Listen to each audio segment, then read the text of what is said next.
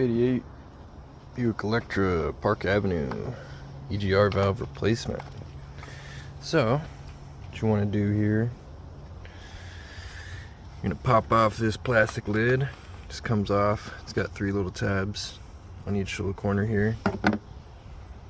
And then mine had a red tab here that locked in the electrical. So you pop out the red tab. And then you just push the little pin back, pull up the electrical. And now get to removing 2 10mm bolts. Got one right here and one over here. Alright, got those 2 bolts off. This just comes right off, and yeah, this is a brand new one.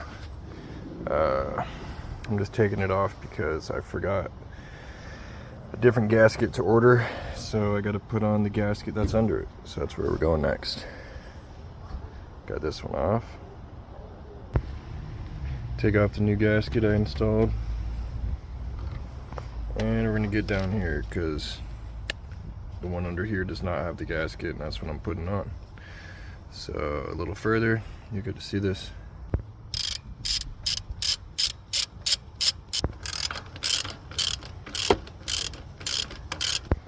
And that second one was the smaller one.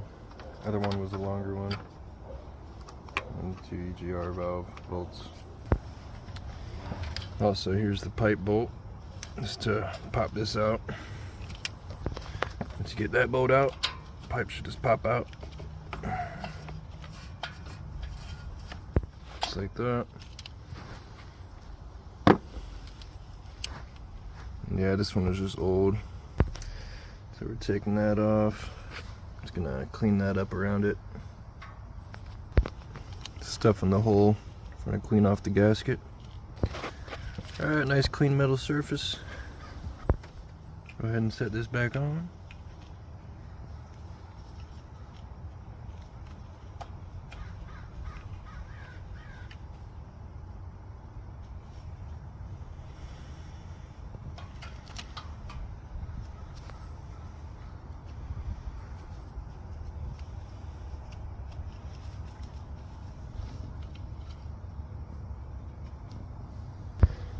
Now set this over and put the bolts through. Make sure the gasket sits right. Alright, there it is. Gasket set nice. Get a little bit of that out there. And tighten these up. Those are nice and snug on there. Go ahead and get your pipe back on.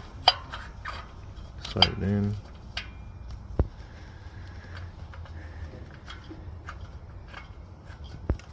Got that nice and snug.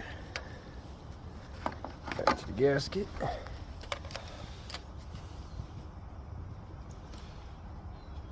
Alright. Put it how I had it. Set it on there nice and even. Get your bolts back in. Once you get them set in by hand, go ahead and tighten them back down. Alright, those are nice and snug down.